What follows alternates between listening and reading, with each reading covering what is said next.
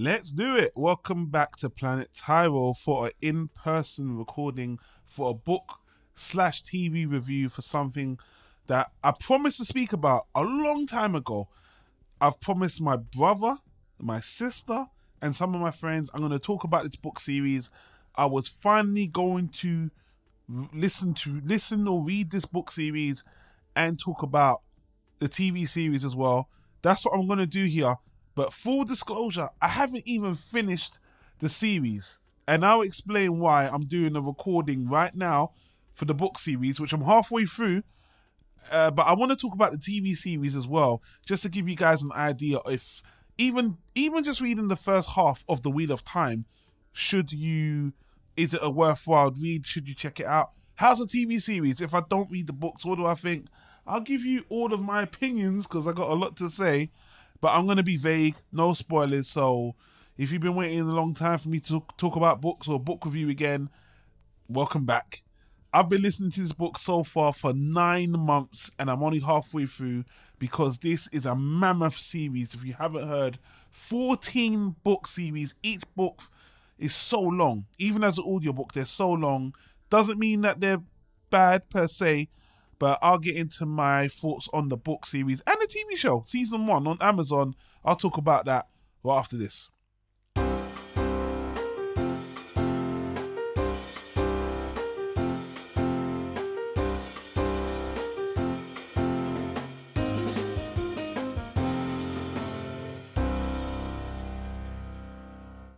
We're going to be talking about the Wheel of Time book series up to book 7. I'm no spoilers, but I'm up to book 7 right now. I'm listening to it on Audible. Crown of Swords is the book I'm on right now. And this is a perfect stopping point to talk about this. And I'll explain why in a minute. But right off the bat, if you want to know that, The Wheel of Time is a mammoth endeavor of a book series, is it worth my time to check it out? Right now, halfway through the book series, I will say so far it's decent. It's above average. I would say that, just a bit above average, but it's, to me, being harsh and critical, it's a bit bloated. And each book, I'm listening to the audiobook because you guys know my eyes are kind of shitty, and the convenience of audiobooks, as I've said many times, is just too irresistible. Audiobooks are great. The narrators are great. One man, one woman. Man does the male characters. Female does the female characters. They're great. But goddamn, even after just listening to the books, it has been an ordeal. And a pretty good one, because to be honest with you, part of me, there's 2 reasons why I'm reading the book. The first reason is because as a long-term book fan, nerd, fantasy, sci-fi lover, I heard this series is iconic. It's so influential. You have to check out The Wheel of Time. One of my favorite authors, Brandon Sanderson, has not only praised the book series, but after the author sadly passed away, he took up the reins of finishing off the book series with the help of the author's wife as well. And Brandon Sanderson, on his YouTube channel, I'll put the link up there somewhere, I remember watching a video discussion about him as a fan deciding to jump on and help finish this series, you know. And as you already know, Brandon Sanderson is one of my favorite authors. I love the Mistborn series, which I haven't even finished reading the future. After the first 3, I haven't even finished. But when I heard that Brandon Sanderson comes in and gives it a good ending, that's another reason that I'm powering through these 14 books to get to where Brandon Sanderson picks up, which I think he finishes the last 4 books. So, The Wheel of Time. If anyone doesn't know what The Wheel of Time is about, I'll give a quick summary. The Wheel of Time is a fantasy series which focuses on saving the world. It's like, I read an interview one time where the author says, imagine if someone tapped you on your back and said that you are going to save the world, but you're also going to destroy it. And that's kind of the premise. A group of people who are destined to save the world for good or bad are trying to stop the Dark One from rising. And a group of young men are kind of told that their destiny is tied to destroying the Dark One. And one of these people are going to be the Dragon Reborn, who is the person who will ultimately take down the Dark One. In the TV series, this is slightly different, by the way, which I'll get into. But yeah, I mean, my experience of let's talk about the first 3 books. The first book just feels like a template of like Lord of the Rings, a group of characters that you meet in a town. They find out what their quest is. They're taken on this journey by the head wizard or witch or whatever you want to call it. It really feels like Lord of the Rings, the first book, which kind of, it was like, this is kind of generic, but it's a starting point. The divergence into its own thing, its own identity, definitely comes. It breaks a lot of expectations, conventions in the fantasy genre, and I really enjoy what I'm seeing here. I think the world building is very good. I think the characterization of the characters, they're enjoyable, but I find a lot of the characters surly. A lot of them are short-tempered, very surly. The male characters in this book, they start off quite young. I think they're like teenagers. And, well, I could tell you, I wouldn't necessarily call this a spoiler. I'm on book 7, and I think about 4 years have passed between book 1 and 7. And, you know, they get a lot of responsibility. And there's a lot of female characters as well. Actually, I would say the magic system in this book is, I would say, let's just say it doesn't work out well for male characters. If male characters get involved in this magic system, they're destined not to have a good time. Let's just leave it at that.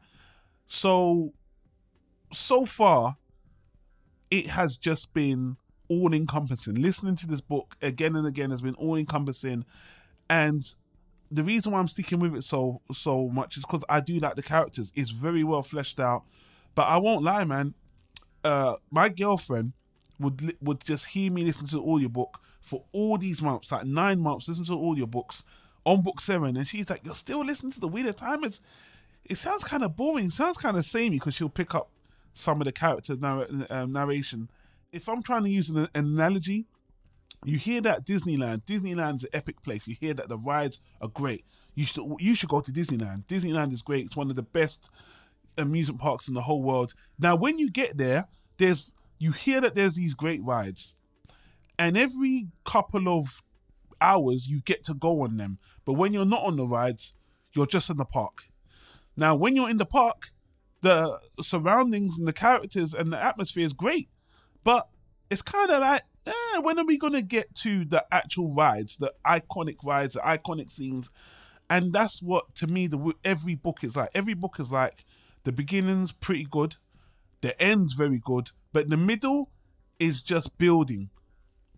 And every book, to me, the first book was pretty much like that, and every book since has been like that. The book starts, they give you a heavy recap of the last book, which, to be honest with you, is needed, because this is such a dense story. I'm thankful that I get these recaps, because the books are like 24 to 40 hours, anywhere between 24 and 40 hours, one book. I mean, to me, that's longer than Mistborn. These books are long, and a lot of the fan community told me that of the 14 books, I think they said the first 5 core books are good.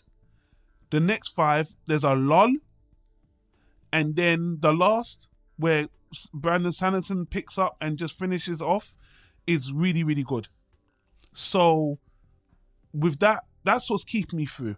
Yeah, no, of course no one's forcing me to read it, and you know, if it was really grating and dry, then I would not finish it. I'd just be like, listen, I can't do the Wheel of Time.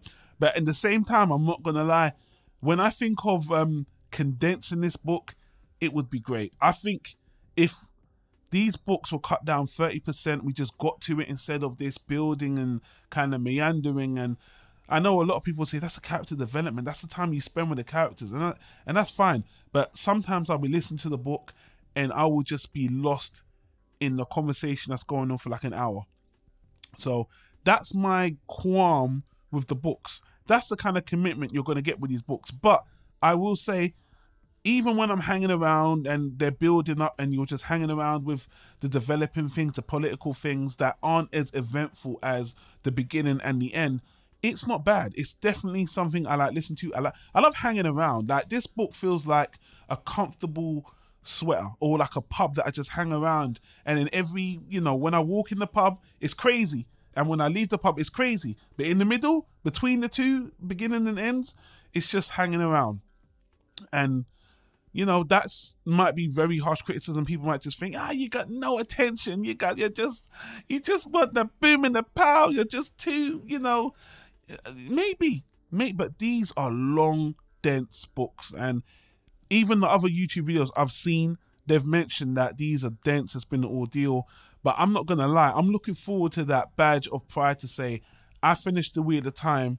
And I would say books 2, 3, well, so far books 2, 3, and 4 have been very good. That really drew me in. But if I'm in the lull, I can feel it, because right now I can tell you, for the last 2 books, they've been looking for a bowl. They've been looking for this magical bowl, and I'm just like, that's like the crux of the story, this magical bowl, and I'm just like, Lord. But the characters are so cool, and the world building is so cool. It's kept me interested, and I'll be glad to do a video at the end of my journey to talk about what I think about the end, if it's worthwhile. But I'm really looking forward to seeing how Brandon Sanderson picks up all the pieces and puts it together to get to the finish line. And when he spoke about that in that video on his YouTube channel, that really brought me into, like, you know, people praise Robert Jordan. I'm not taking anything away from Robert Jordan per se. I'm just saying that I just heard that this is really great. So book series, decent.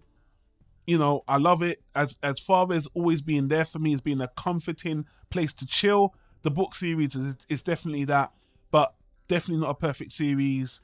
And the characters are so surly. My God, they really act surly. And now we're gonna transfer ourselves into the Amazon TV series of season 1 of The Wheel of Time. Reading the books, what did I think? The first thing I'll say, I feel like the TV series, I think it, again, cuts a lot of the fat. And to be honest with you, it tells you things that you don't find out until book 4. I was surprised. Oh my God, they're telling us that about the main character's parents right now, which you don't find out until book 4. And as a TV series, I think they made the right call. What I will say is, I think 2 of the big changes in the TV series that even as a non-book fan, you might want to know or care about is, number 1, they age up the main cast, which I think is a good idea. I think that makes perfect sense, especially where the characters end up as. I think it makes sense that in the TV series, they seem to be in the early 20s, where in the book, they seem to be 16 or 15. I would say, yeah, I think 15. So it makes perfect sense. And I think the actors are great. In the series, I think the actors are really good. I think the visuals, in terms of, it's heavily CG. Amazon did a half decent job, but when the characters are powering up and they're using their channeling, it looks kind of meh. It does look kind of fake, but the actors themselves really sell it. Now, the main character, I forgot the Aes Sedai from Gone Girl, that actress, I can't remember her name right now, but she was a really good pick. I think she's really well cast. But even not having her as the draw, all the cast, I think, are really great. The second change they made, which is the most contentious change, which I won't spoil per se, is something they did with one of the characters. The change they made to his character was not good. And Brandon Sanderson mentioned that I think when they were developing the TV series, Brandon Sanderson was trying to advise them that this change you're making to this character, a fundamental change in the beginning, right in the beginning, there's a big change where you're like, really? That wasn't in the book. I just don't think it was necessary, and they could have done it a different way.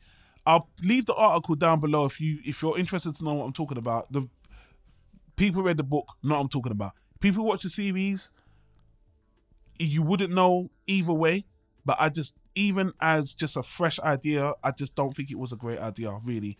It's not like a deal breaker, and I think they can kind of fix it in a way, but it's just, I don't think it's the best idea. And that was the director's choice. Should have listened to Brandon Sanderson on this one. What you did with this with Wolf Boy, I don't think it was the best idea, but apparently they did it because it was one of the things people complained about in the book. You know what? It's not even a spoiler. I'll say this. The director said that, you know what? I asked all the book people, what was the one thing you didn't like? And a lot of people said that to get into this one character, you have to read 4 books. And they thought, you know what? I'm going to change something about this character in season 1. And I just thought it was a bad idea. Wheel of Time season 1 is decent. After reading the book series, it's decent. If I didn't read the book series and I just watched it on its own, my score would be a bit lower. It would seem a little bit more generic, but it would interest me in this world. And I think the visuals are good. But they just revealed a couple of things ahead of time before you would find out in book 5. I was like, really? But I understand that they haven't got much time to waste. I mentioned how lengthy this book series is. In a TV series, you can't even pretend you're going to get that much time. So they're letting a couple of things, a couple of cats out of the bag, which I completely understand. But as a fan of the book series, I think the series is good. I think the acting is, the actors and the acting and the performances is what they got right, and that's what they needed to get right the most. So that is fine. So would I recommend the Wheel of Time series to anyone who does not want to read this mammoth book series? Sure. I don't think it's, if you got the time, there's so much series out there to watch, but it might come off as a bit generic, to be honest with you.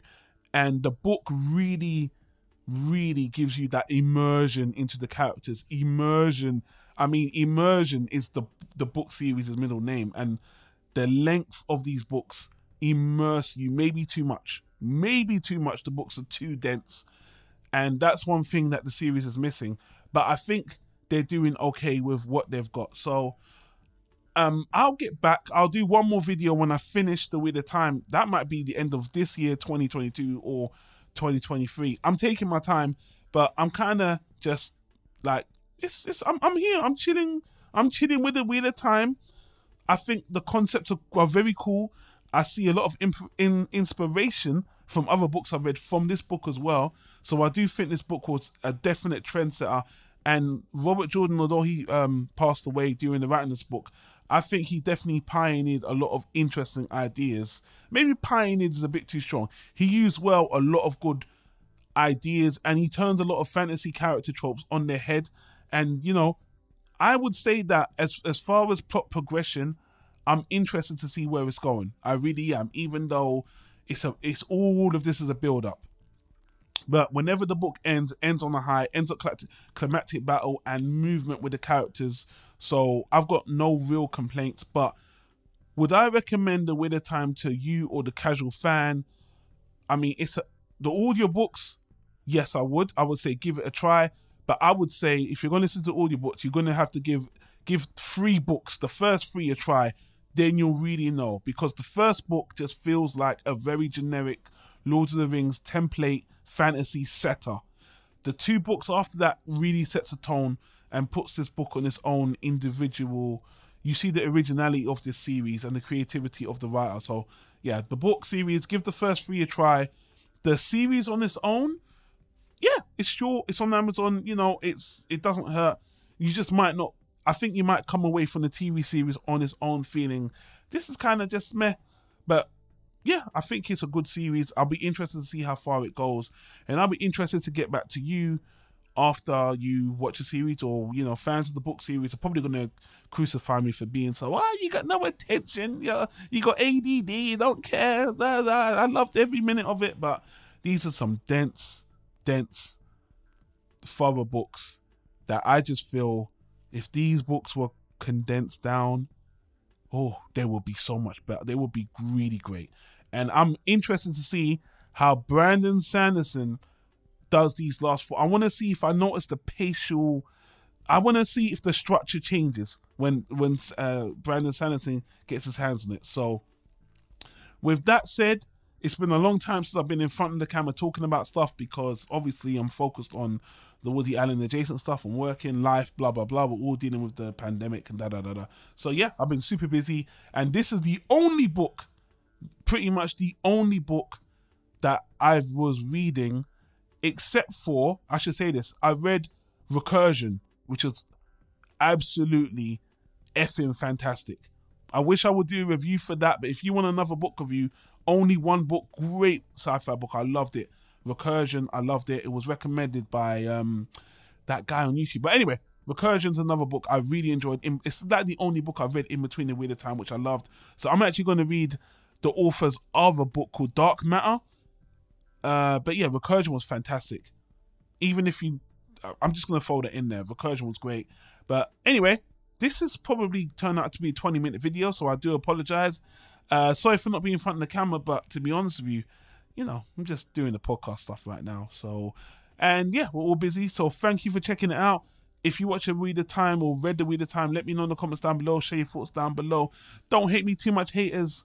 I will do one more video once I've finished the Wheel of Time to give my final thoughts on everything. And I'll put a card up in the YouTube card when that's done as well. But for now, I'm going to get the hell out of here. Thanks for watching and or listening. And I'll see you on the next recording, guys. Peace out.